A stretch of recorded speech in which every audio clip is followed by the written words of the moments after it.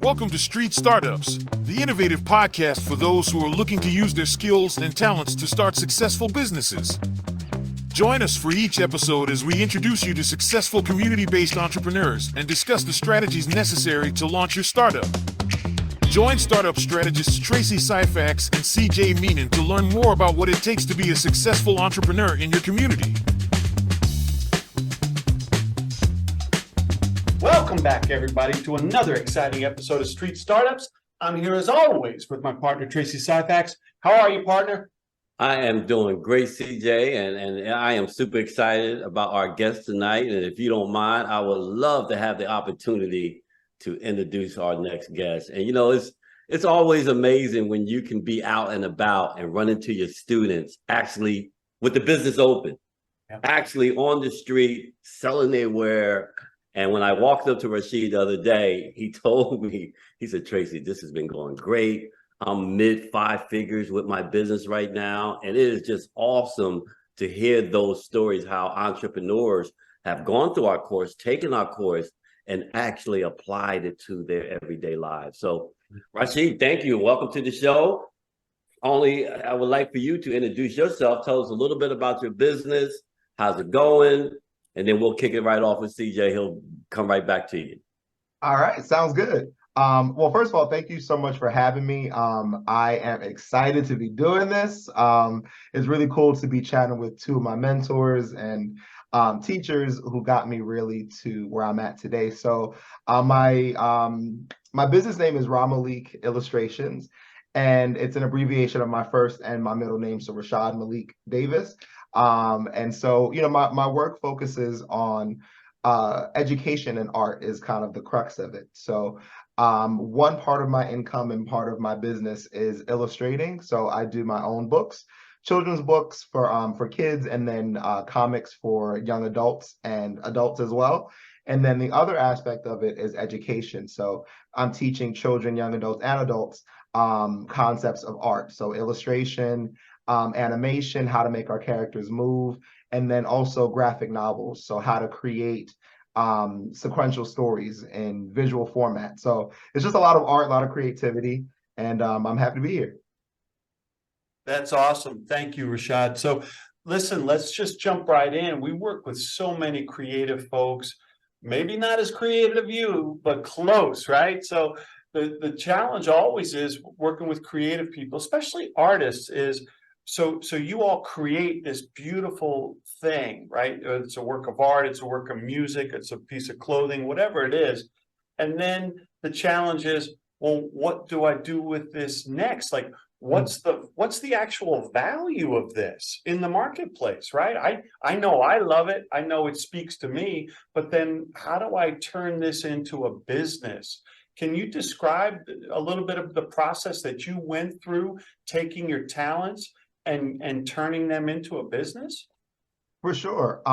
So, you know, I say this to my students whenever I do school visits, and I like to call the pieces of us that become our business the building blocks. So for me, I had certain key characteristics that I realized later in life could be marketable. So one, I was very emotional and very aware of my feelings and very sensitive to other people. I realized that I love storytelling, I loved visual art, and I love to connect. And so as I got older and after I graduated from college, I was really struggling with what I wanted to do, but I realized that I could kind of combine those things into a working business. So I started in like 2013, just putting it on Facebook saying like, hey, I am a freelance illustrator, and got hired for my first gig. And from there, I really started to build on it. But it wasn't until I met you all that I could kind of structure it in a real way and say, like, let me look at the numbers and let me look at the practical things that I can do to build this. So, you know, I started out with the illustration, but then I realized I wasn't able to produce fast enough in order to make a living off of that. And so it was from there that I said, okay, how else can I leverage my skills as a people person and somebody who enjoys people to then make money? And I was like, oh yeah, teaching. I realized that I wasn't good at a 9 to 5 situation. And I said, okay, what if I work for an hour a day, 2 hours a day teaching, and then charge a certain amount and then do that across multiple schools to make up my income? And then that's where the bulk of my money started coming in, is when I did that. And marketing, a very specific skill in animation that most people don't have. So I could kind of like keep people out of the competitive sphere with me. Brilliant, brilliant. Now, I know when you talk about money coming in, Tracy's got a question about that. That gets him fired up for sure. Tracy, go ahead. Oh, we lost you, Tracy. I think you popped on mute again. Yeah, no problem. You know, we always say it all the time, CJ. Doesn't nothing happen until a sale is made, until Right. money actually exchange hands, and until that happens, nothing is. It's just a hobby. So I thank you, Rashid. And even you talk a little bit about social media too. So let me just drill down on that, because I had opportunity when I came back home from the event. I said, let me go check out his page, his social media page.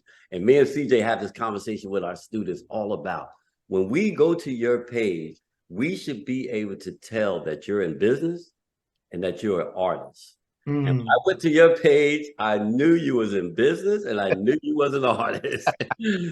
So, but once again, you know, that is a free opportunity to use social media as that tool to get our product into the market and to get our stuff out there where it doesn't cost us anything.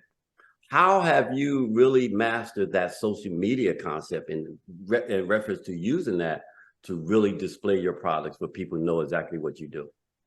Yeah. So, you know, I think truthfully, social media isn't my favorite. Like, I don't sit down and go, man, I can't wait to post something and take up 30 minutes of my day, you know.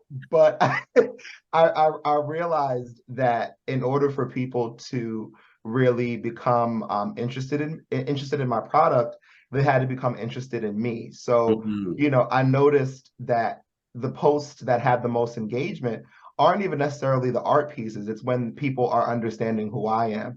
So I try to stay consistent across my brand with a few things, which is it's diversity, it's positivity, and it's creativity. So I try to maintain those three things in each post I make. And if it doesn't really fit with the brand, I won't share it. Or I'll share it on social media that's not related to my art. And so, you know, I'm always interacting with other artists, other creators, seeing what they're doing. And that to me is the biggest benefit of social media, is seeing what other artists are doing and realizing what's working for them and basically like co-opting it for myself. So social media is like fun, and it's also very effective for me. That's good stuff. That's good stuff. CJ? Brilliant, brilliant. You mentioned the three pillars of your brand.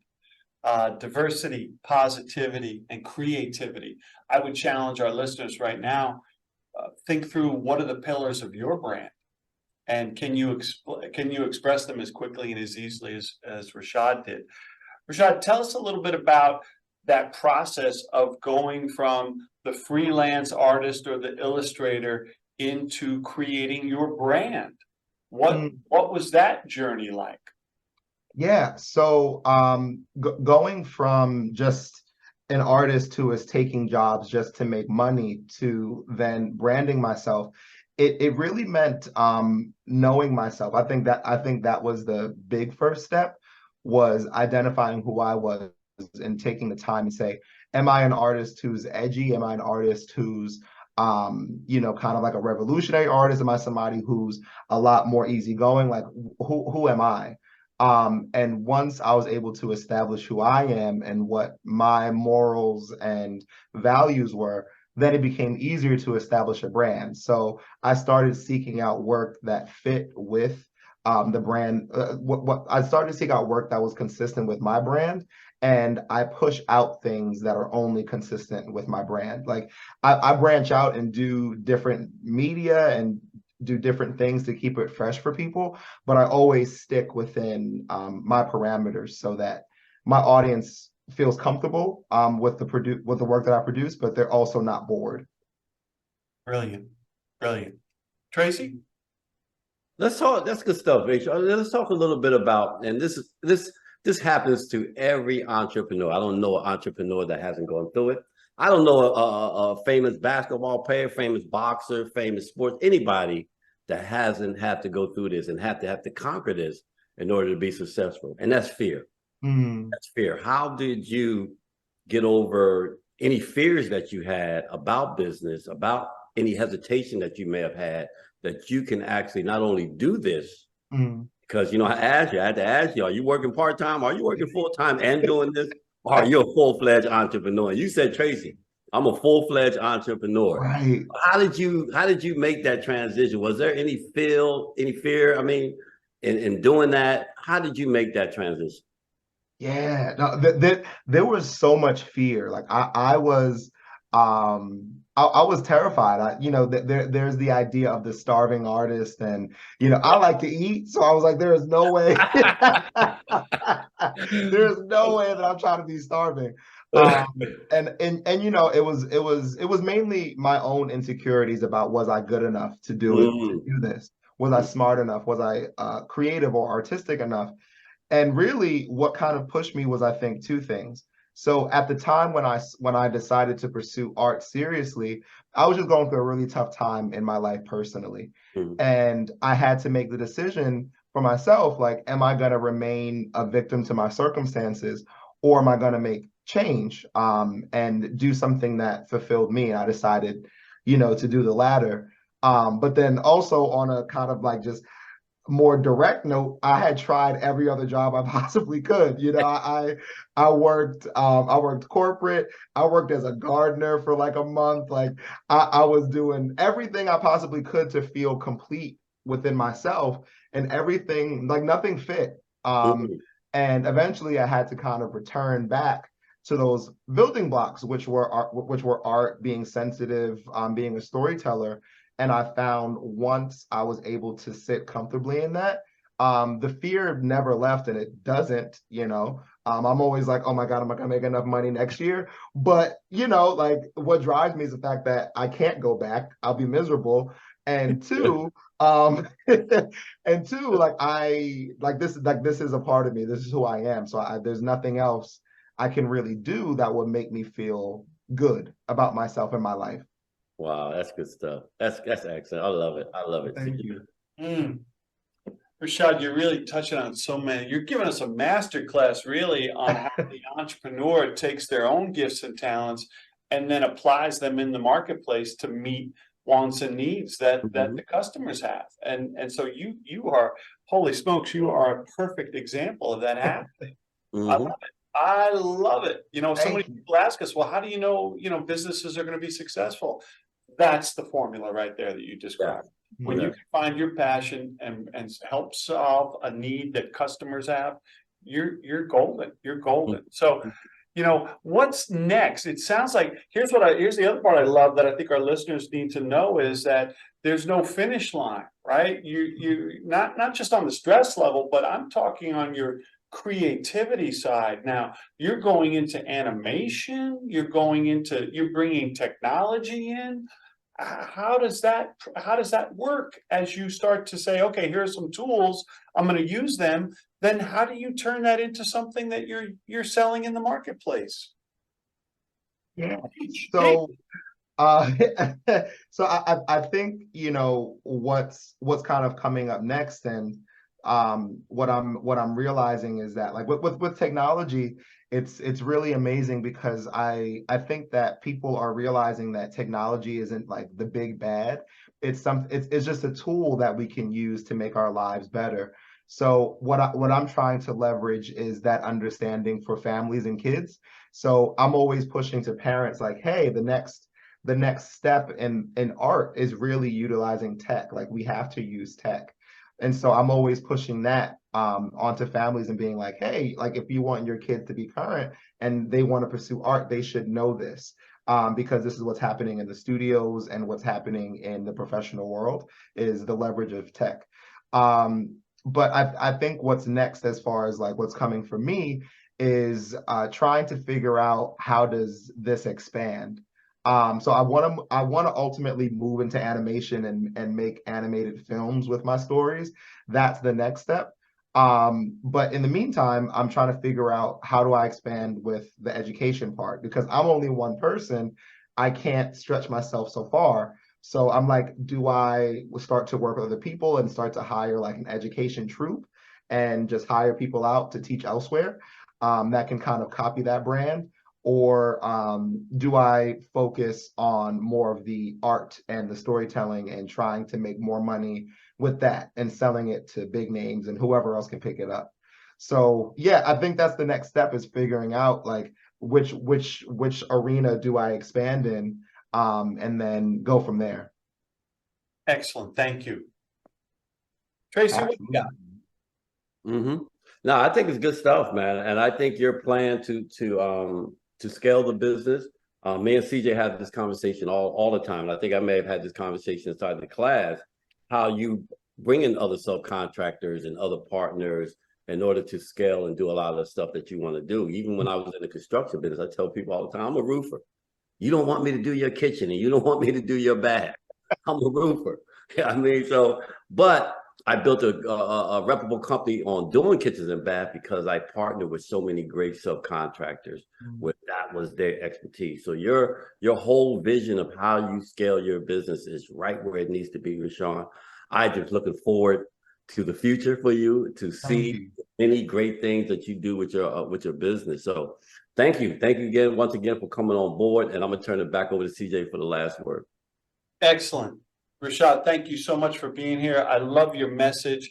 I love the self-examination, the journey that you went on to find yourself first and then share yourself with the world.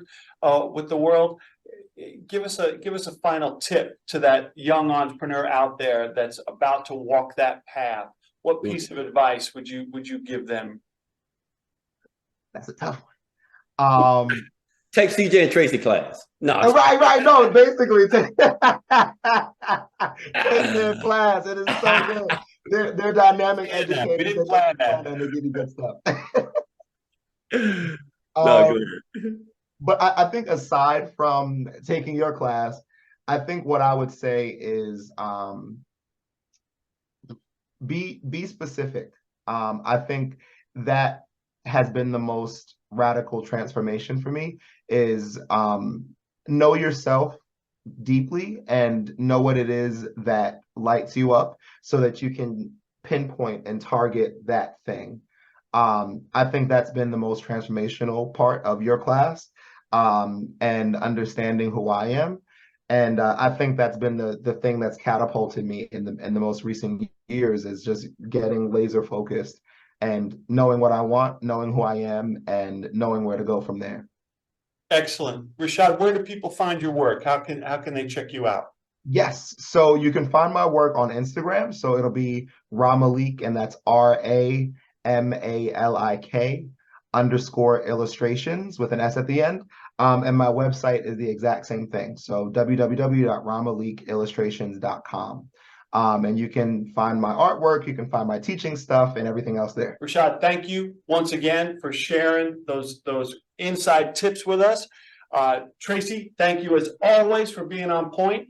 And folks, remember, find yourself first and then be specific in the marketplace. We will see you next time on Street Startups. Peace.